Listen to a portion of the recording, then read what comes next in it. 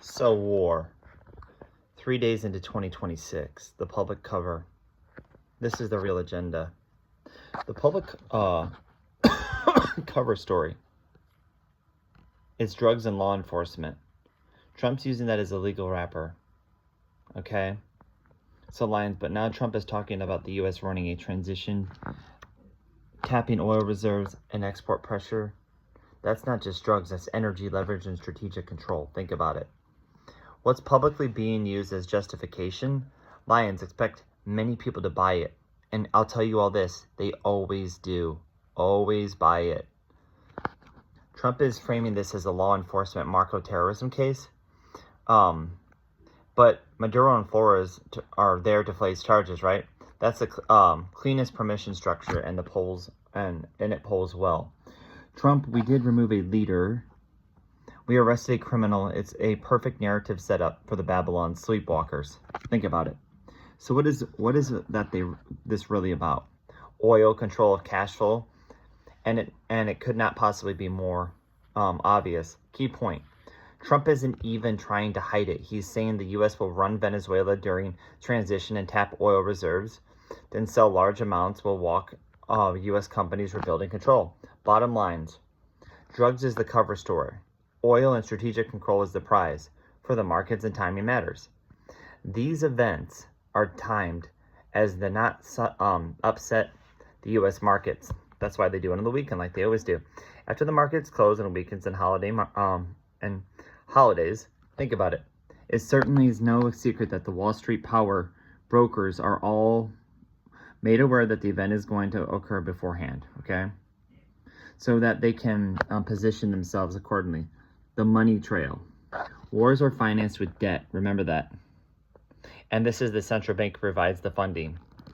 Here it is again. The Federal Reserve providing liquidity, funding, and more debt.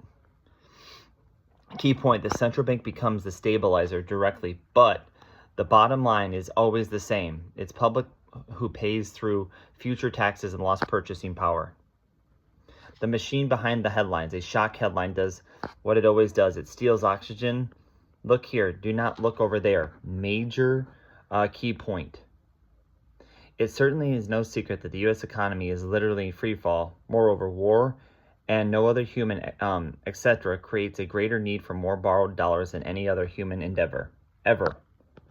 They must expand the debt by any means, and they will use and create every conceivable excuse, reason, and lie, deception to drag an unknowing public along. Lions, we all have been waiting for this event like this. How many times have we said, watch for some other crisis event as to pull more debt into the system? And there we go. Then there will be others. Iran's on the horizon. The war continues with the war continues with Ukraine and Russia. Nothing's changed. This is just a way to keep our eye fixated upon a collapsing economy. For markets, is liquidity already tight? And we know this is happening right now as banks are now using the Fed's liquidity windows at a record pace. This becomes the perfect catalyst for increasing risk premium spikes. Oil jumps, hedges get bid, and the Fed again goes right back into the stabilization mode, issuing debt, their ultimate goal. Lions, this is a machine we have spoken about repeatedly and over again. Crisis, debt, debasement, the headline changes, but the mechanism doesn't. Every war is a banker's war. There are no exceptions. None. The mechanism is that the war is a debt expansion event on a massive scale. Major key point. And every dollar a central bank can issue, it is allowed to issue, or it's called to issue, makes them an exponentially stronger. Key point. More debt assurance, more need for controlled suppressed rates, more central bank involvement.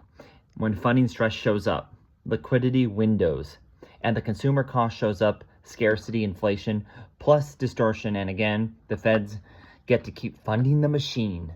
So what does that mean for the U.S. economy and the middle class? It's a direct hit.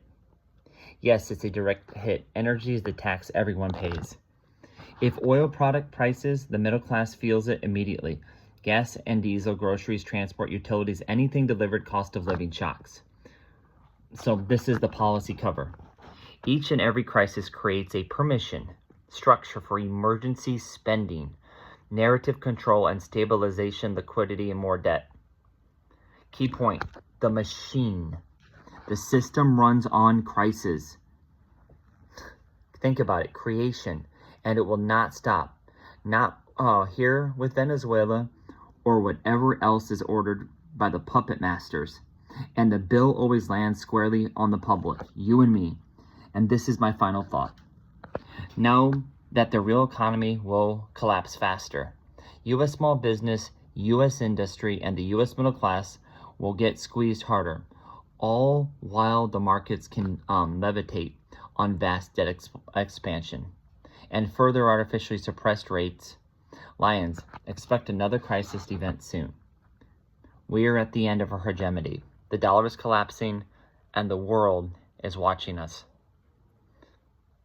Millions of people's health insurances are going up. Small businesses are closing at the fastest pace at any time in history.